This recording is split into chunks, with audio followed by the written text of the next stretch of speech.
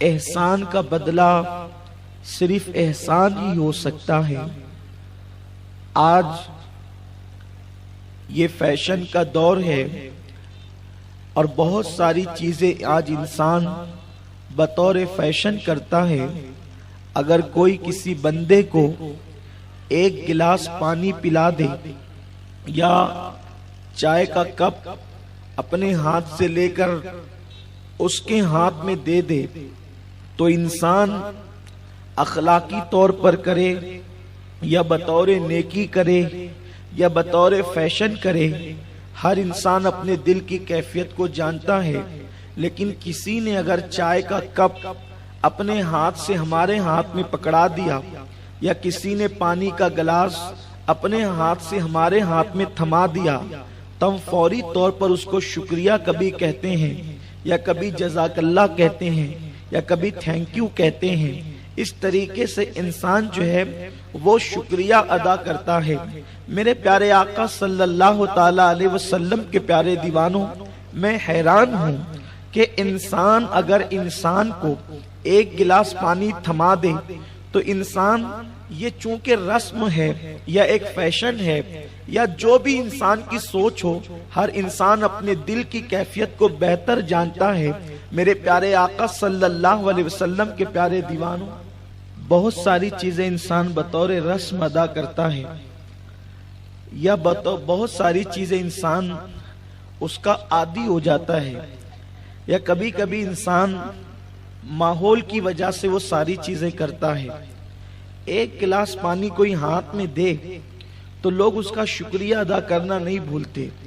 اپنے ہاتھ سے چائے کا کپ دوسرے کے ہاتھ میں دے تو لوگ اس کا شکریہ ادا کرنا نہیں بھولتے۔ لیکن وہ والدین، وہ ماں باپ، اس ماں نے جس نے انسان کو 9 مہینے تک اپنے پیٹ میں رکھا، وہ ماں جس نے کسی کے ہاتھ کا کپ لے کر آپ کے ہاتھ میں نہیں دیا بلکہ اپنے سینے کا دودھ جو خون کے کئی قطروں کے بعد ترتیب پاتا ہے، وہ ایک قطرہ دودھ کا وہ ماں نے اپنے سینے سے بچے کے منہ میں منتقل کیا اور اس کے بعد ایک بچے کو بولنا سکھایا، چلنا سکھایا، پڑھایا لکھایا، اس کی گندگی کو صاف کیا۔ لیکن آج کے اس معاشرے کے اندر جو معاشرہ بہت ترقی یافتہ نظر آتا ہے، آج کا یہ معاشرہ جو بہت روشن خیال کہلاتا ہے، آج کا یہ معاشرہ جس کی ترقی پر لوگ جو ہے بہت ساری کہانیاں لکھ رہے ہیں، بہت سارا جو ہے وہ فلسفہ بیان کر رہے ہیں، بہت ساری تحریریں اس قوم کی ترقی کے حوالے سے، اس دور کی ترقی کے حوالے سے، لوگوں کے حوالے سے باتیں کہی جا رہی ہے۔ حیرت کی بات ہے، ایک کپ ہاتھ میں جس سے مل جائے انسان اس کا شکریہ ادا کرنا نہیں بھولتا، اسے احسان کی نظر سے دیکھتا ہے، اسے تشکر کی نظر سے دیکھتا ہے۔ لیکن وہ والدین جنہوں نے اتنا احسان کیا، جس کے احسان کو قرآن یاد کراتا ہے، آج ان والدین کے ساتھ اگر آج کے نوجوانوں کا سلوک دیکھا جائے، آج کے نوجوانوں کا انداز دیکھا جائے تو اللہ اکبر، باہر انسان بہت نچلے طبقے کے لوگوں کے ساتھ جو سلوک نہیں کرتا، وہ گھر میں آج انسان اپنے ماں باپ کے ساتھ کرتا ہے۔ بہت سارے ایسے داڑھی والے، ٹوپی والے یا دیندار کہلانے والے لوگ بھی جو حقوق اسلام نے بتائے ہیں ماں باپ کے، ان حقوق سے آگاہ نہیں، اور جو آگاہ ہے وہ تجاہل عارفانہ سے کام لیتے ہوئے اپنے ماں باپ کے حق کو ادا نہیں کرتے۔ میرے پیارے آقا صلی اللہ علیہ وسلم کے پیارے دیوانوں، اس لیے آج کے سنی اجتماع میں ضرورت محسوس ہوئی کہ ماں باپ کے حقوق پر وہ گفتگو کی جائے تاکہ ہم اپنے بھولے ہوئے سبق کو یاد کریں۔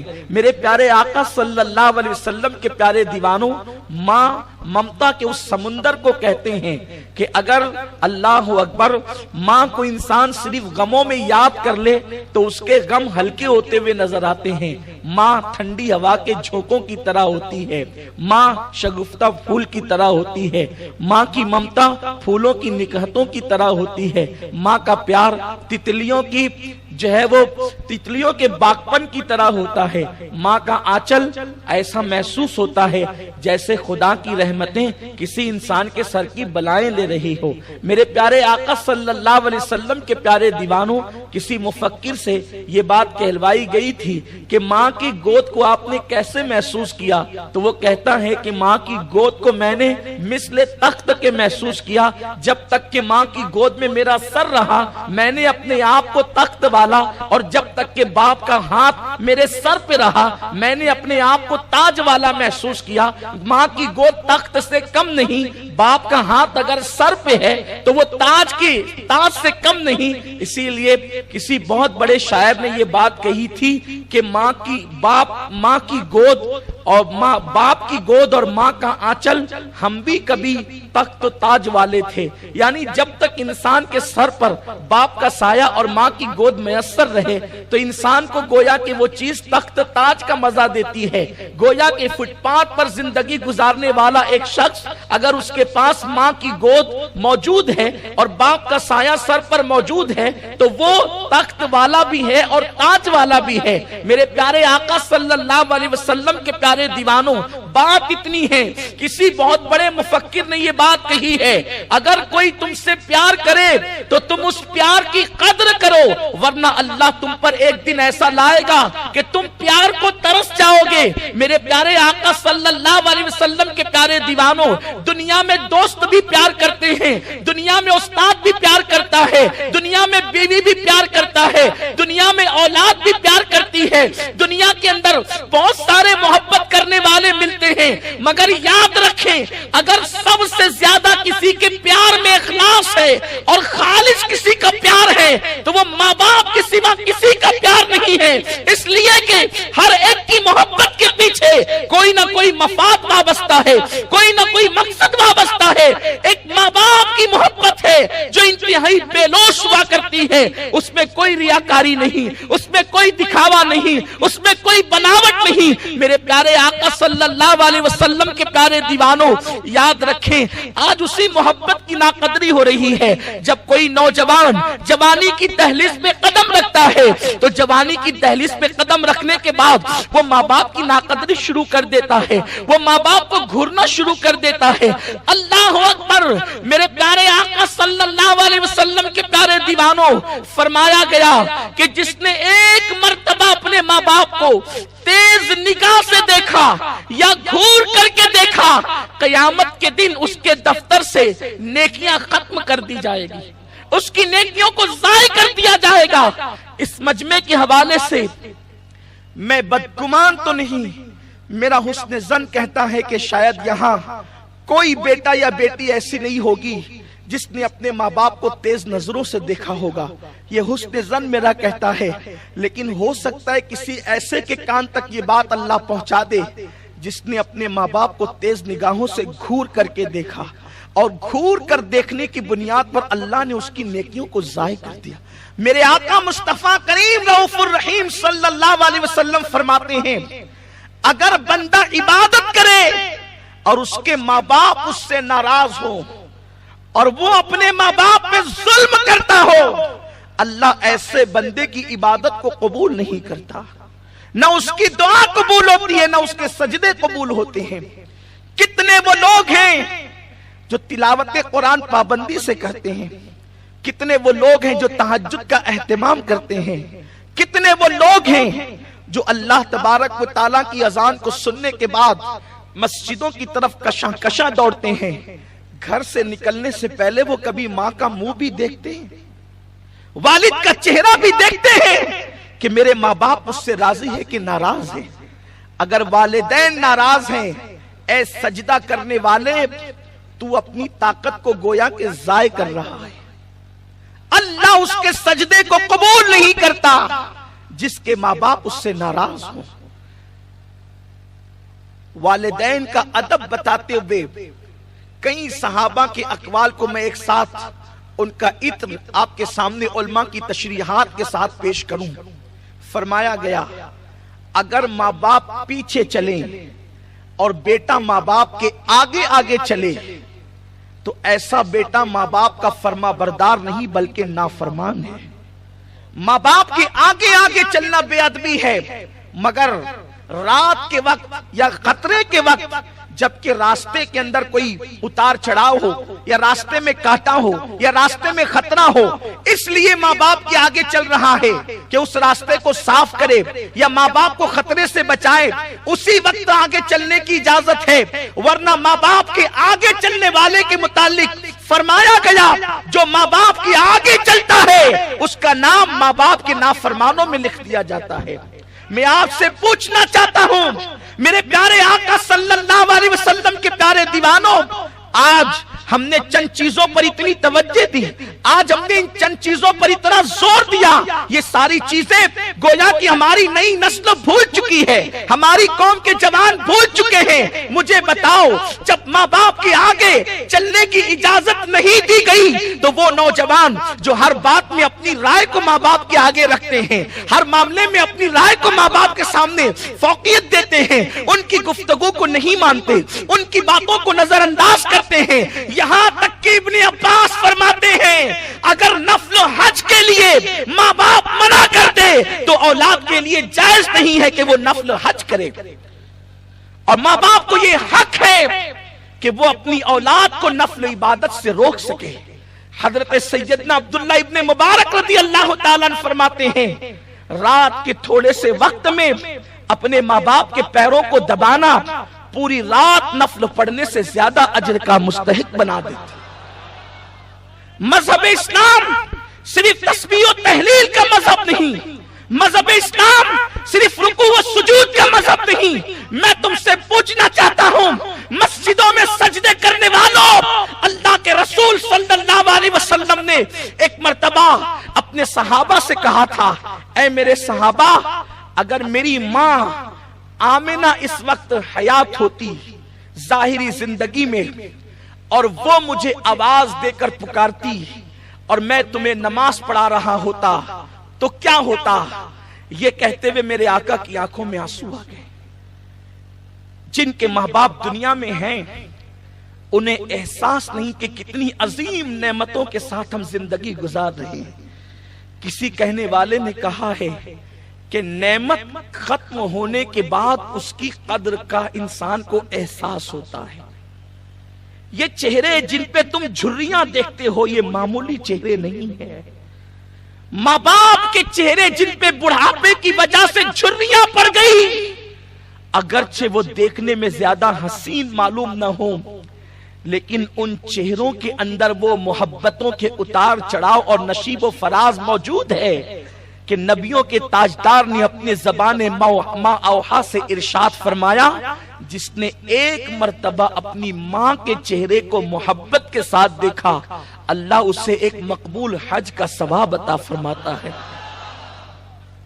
माँ बाप को घर से निकालने वाले, अपनी पसंद की शादी के नाम पर माँ बाप का दिल दुखाने वाले, अपने माँ बाप को रुलाने वाले, माँ बाप के इखराजात मांगने पर उनको डांटने वाले, जरा गौर तो करे। कासिमे नेमत मालिके जन्नत मालिके कुल मुस्तफा जाने रहमत कहते हैं कि काश मेरी अम्मी हजरत आमिना इस वक्त हयात होती और मैं तुम्हें इशा की नमाज पढ़ा रहा होता और मेरी माँ मुझे बुलाती, ए मोहम्मद इधर आओ, तो मैं क्या करता? सहाबा ने अर्ज की, माँ आका हमारे माँ बाप आप पे कुर्बान, आप क्या करते? सरकार फरमाते, मैं नमाज को छोड़ देता और लब्बैक कहते हुए अपनी माँ की बारगाह में पहुंच जाता। अल्लाह के हबीब सल्लल्लाहु अलैहि वसल्लम अपनी उम्मत को माँ बाप की अहमियत का एहसास दिला रहे हैं। मेरे प्यारे आका सल्लल्लाहु अलैहि वसल्लम के प्यारे दीवानों, अल्लाह के हबीब सल्लल्लाहु अलैहि वसल्लम ने फरमाया, माँ बाप की बेअदबी वही करता है जिनके दिल अल्लाह सख्त कर देता है। जिनके दिलों में सख्ती है उन्हीं के दिलों के अंदर माँ बाप का अदब नहीं, वरना इंसान माँ बाप का अदब करता है। इमाम अहले सुन्नत रज़ी अल्लाह ताला अन्हु वालिदैन के हुकूक बयान करते हुए इरशाद फरमाते हैं कि माँ बाप से डायरेक्ट गुफ्तगू करने की इजाजत नहीं, बल्कि माँ बाप के से गुफ्तगू के आदाब ये हैं, इस्लामी आदाब ये हैं कि जब माँ बाप से गुफ्तगू करना हो तो पहले उनसे इजाजत तलब करो। अगर वो इजाजत दें تو ان سے اس طرح گفتگو کرو جیسے ایک غلام اپنے آقا سے گفتگو کرتا ہے۔ آپ اندازہ کریں، کیا اپنا انداز بھی یہ ہے؟ میرے پیارے آقا صلی اللہ علیہ وسلم کے پیارے دیوانوں، بڑی معذرت کے ساتھ ہم اپنے پیسے کہاں کہاں خرچ کرتے ہیں، مگر یاد رکھیں ماں باپ پہ خرچ کرنے پر اللہ جو ثواب عطا فرماتا ہے نہ وہ مسجد کے بنانے پر عطا کرتا ہے، نہ مدرسے پہ چندہ دینے پہ وہ ثواب ملتا ہے، نہ اللہ اکبر کسی جگہ اور نیک کاموں میں آپ کہیں خرچ کریں، ماں باپ پہ خرچ کرنے پر جو ثواب ملتا ہے وہ ثواب کہیں نہیں ملتا۔ بڑی معذرت کے ساتھ ہم ماں باپ کو اہمیت ہی نہیں دیتے۔ لوگ مجمع کے اندر اگر مسجد اور مدرسے کا چندہ ہو رہا ہو اور وہاں پر 5,000 10,000 1 لاکھ لکھا دیتے ہیں، حالانکہ وہ گھر سے اس حالت میں آتے ہیں کہ ماں نے کہا کہ بیٹا مجھے دواخانہ جانا ہے، کچھ روپیے دے دو تاکہ ڈاکٹر کی فیس ادا کر دوں، تو وہ ماں کو یہ کہہ کے آتا ہے بڑھاپے میں تمہیں کتنے پیسے لگتے ہیں، کیا میں سب تمہیں پہ خرچ کر دوں؟ میرے پیارے آقا صلی اللہ علیہ وسلم کے پیارے دیوانوں، آپ کو بتاؤں کون اس وقت خوش نہیں رہنا چاہتا؟ خوش رہنے کے لیے آج لوگ ناولیں پڑھ رہے ہیں، خوش رہنے کے لیے لوگ الگ الگ انداز سے ٹپس دیکھتے ہیں کہ کون سا طریقہ خوش رہنے کا ہے۔ میرے پیارے آقا صلی اللہ علیہ وسلم کے پیارے دیوانوں، میرے آقا غیب داں نبی صلی اللہ علیہ وسلم فرماتے ہیں اگر ہمیشہ خوش رہنا چاہتے ہو اور لمبی عمر چاہتے ہو، اگر یہ 2 چیزیں نعمت پانا چاہتے ہو، اللہ تمہاری عمر کو لمبی کرے اور تمہیں زندگی میں ہمیشہ خوش رکھے، تو تم اپنے ماں باپ پہ خرچ کیا کرو۔ جو ماں باپ پہ خرچ کرتا ہے اللہ اسے دنیا اور آخرت کے غموں سے نجات عطا کرتا ہے اور اس کی عمر کو اللہ طویل فرما دیتا ہے۔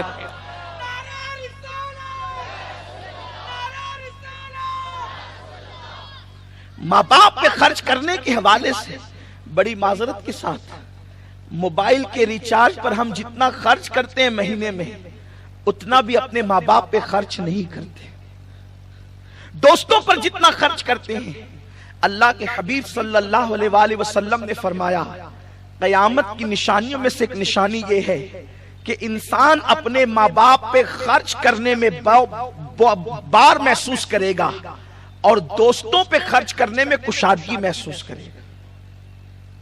دوستوں کے ساتھ پارٹی کے لیے گیا، ہزاروں روپے خرچ کر دیا اور ماں باپ کو سینکڑوں دینے کے لیے اس کی طبیعت پر ایک بوجھ سا محسوس ہوتا ہے۔ یہ قیامت کی نشانیوں میں سے ایک نشانی ہے۔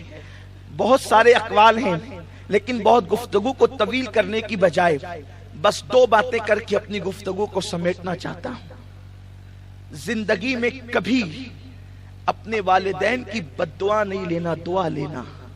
انہیں کبھی نہیں رلانا، کیونکہ رلانے والا جس نے ماں باپ کو رلایا، دکھی کیا، وہ ہمیشہ کے لیے اللہ کی رحمت سے محروم کر دیا جاتا ہے، اس کے لیے محرومی لکھ دی جاتی ہے۔ کبھی ماں باپ کو نہ رلانا۔ لوگ ماں باپ کو بہت ستا رہے ہیں۔ کبھی شادی کرنے کے بعد کیفیت یہ ہوتی ہے کہ اگر بیوی نے کہہ دیا کہ میں تمہارے والدین کے ساتھ نہیں رہوں گی، تو وہ اپنے ماں باپ کو چھوڑنے کے لیے تیار ہو جاتا ہے۔ بہت سارے باپ اولاد کا حال اور بیٹوں کا حال تو یہ ہے کہ شادی کے بعد وہ ماں باپ کو چھوڑ کر سسرال میں جا کر کے قیام کرتے اور سسرال میں رہنے کو وہ کوئی عیب نہیں سمجھتے۔ جس کی سسرال سب سے زیادہ قیمتی ہے، میں اس کا قول پیش کروں، اس سے بڑا گھرانہ کسی کی سسرال کا ہو ہی نہیں سکتا۔ آئیے اس کی سسرال کی بات کرتے ہیں جسے دنیا شیر خدا، باب مدینۃ العلم، علی مرتضیٰ سید السادات، مولائے کائنات علی مرتضیٰ جسے دنیا کہتی ہے، ان کی سسرال جیسی سسرال کس کی ہو سکتی ہے؟ ان کی سسرال مصطفیٰ جان رحمت کا گھر ہے۔ اسی مولائے کائنات کا قول ہے اگر عزت چاہتا ہے تو اپنی سسرال میں بلا عذر شرعی 1 رات بھی قیام نہ کرنا۔ یہ مولا علی کا فرمان ہے۔ اگر عزت چاہتا ہے، آپ مجھے گالی دیں گے ہو سکتا ہے، لیکن میں جو ہے وہ حق بات کہنا چاہتا ہوں، اور طبیعت میں یہی ہے۔ ممکن ہے جو اپنے سسرال میں رہتے ہیں ان کو برا بھی لگے، عذر شرعی کی بنیاد پہ رہتے ہیں تو بات الگ ہے، لیکن مولائے کائنات نے فرمایا اگر عزت چاہتا ہے بلا عذر شرعی، مسافر ہے رات کو قیام کر سکتا ہے، کوئی عذر ہے، کوئی بیمار ہے رات میں قیام کر سکتا ہے، بلا عذر شرعی سسرال میں ایک رات بھی قیام نہ کرنا اگر عزت سسرال میں چاہتے ہو تو، اس لیے کہ سسر کے گھر رہنے والے داماد کی اتنی بھی عزت نہیں ہوتی جتنی چوکھٹ پہ بیٹھنے والے کتے کی عزت ہوتی ہے۔ ماں باپ کو چھوڑ کر جانے والوں کا انجام یہی ہونا ہے اور یہی ہو کر کے رہے گا، اس لیے کہ میرے آقا صلی اللہ علیہ وسلم فرماتے ہیں اگر تیرے ماں باپ تجھ سے ناراض ہے اور تو شہید ہو جائے، شہادت کے بعد بھی اللہ تجھے جنت عطا نہیں کرے گا، کیونکہ ماں باپ ناراض ہے اور جنت نہیں دے گا، لیکن چونکہ شہید ہو گیا ہے تو جہنم بھی نہیں دے گا۔ جنت اور جہنم کے درمیان ایک مقام ہے جس کو مقام آراف کہتے ہیں، نہ وہاں جہنم کی طرح عذاب ہے نہ جنت کی طرح نعمتیں ہیں۔ ان شہیدوں کو مقام آراف میں رکھا جائے گا جن کے ماں باپ ان سے ناراض رہا کرتے تھے۔ شہید ہو کر بھی جنت نہیں مل سکتی اگر ماں باپ ناراض ہے تو، لیکن جہنم میں بھی نہیں جائے گا کیونکہ شہید ہوا ہے، اس لیے اس کو مقام آراف میں رکھا جائے گا۔ میرے پیارے آقا صلی اللہ علیہ وسلم کے پیارے دیوانوں، امام حمیدی کا نام سنا ہے؟